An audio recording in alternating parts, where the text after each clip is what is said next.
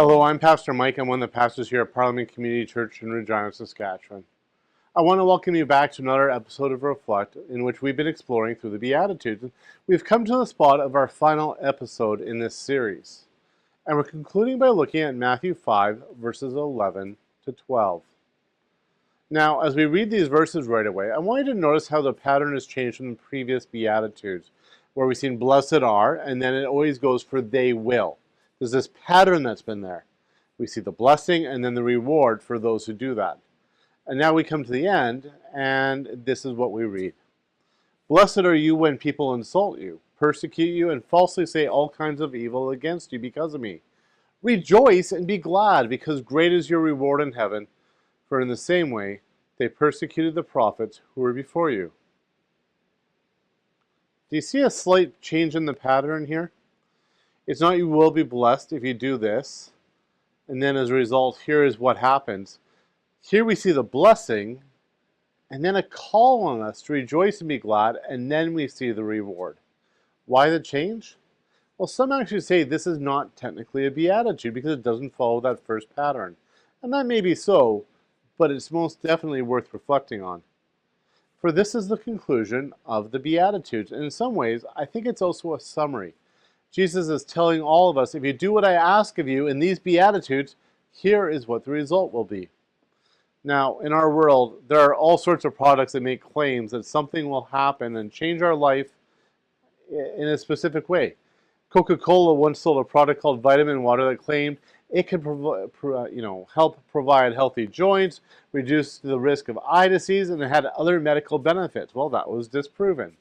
Kellogg's cereal once promised that its frosted mini wheats would improve children's attentiveness by 20%. Because we all know sugary cereals are so good for that, right? Or Volkswagen, the car maker, once claimed that its diesel cars were environmentally friendly until it was found out the car maker rigged the emissions tests. There are all sorts of things that promise great results in our world, whether they're books, podcasts, products. But do they actually always deliver? Not that often, I find. I know I always approach these lofty promises pretty carefully and I look at the fine print or look for the proof in what actually happens. Well, here we have Jesus' promises of what will happen if you live out the Beatitudes. This summary statement is a promise of the results that will happen. So what does Jesus promise will happen if we follow him? First, he promises people will insult you, persecute you, and falsely say all kinds of evil against you. Not the best sales pitch to live the way Jesus teaches us to, is it? Jesus is saying, if you do the things I say, these bad things are going to happen to you. People will insult you. They're going to persecute, and they're going to falsely accuse you. And this is a far different promise than the health and wealth message of some preachers. Why would Jesus promise these things? Well, first of all, because it's the truth. The way Jesus calls us to live is so different than how the world is, that the world is threatened by Jesus' teachings and the Jesus way of life.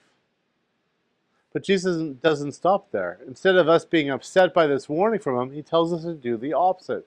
We should rejoice and be glad. Why? Because great is our reward in heaven, for in the same way they persecuted the prophets who were before you. Jesus is telling us to have the big picture in mind. The way Jesus calls us to live is bigger than this world. It's the kingdom way, and the kingdom of God goes beyond our world. It includes heaven and eternity. We have the reward of being a part of God's kingdom, and that's worth celebrating and rejoicing.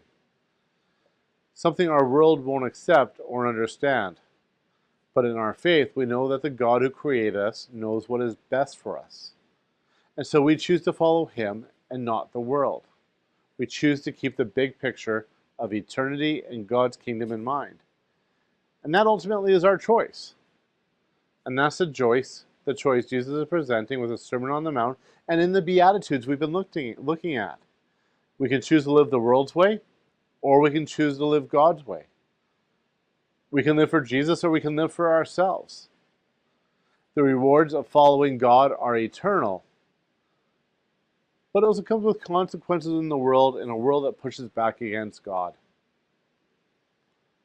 And that's ultimately a constant choice we have to make. Do we want the short-term, limited, flawed rewards of the world, or the eternal glory and benefits of God's kingdom and being God's people? The choice is ours. And I hope you choose wisely. Thanks for joining us for this episode and over the past weeks as we've journeyed through the Beatitudes. I hope you've been encouraged and challenged by Jesus' teaching, and may it enrich your faith and life to the glory of God. Thanks again for watching, and take care.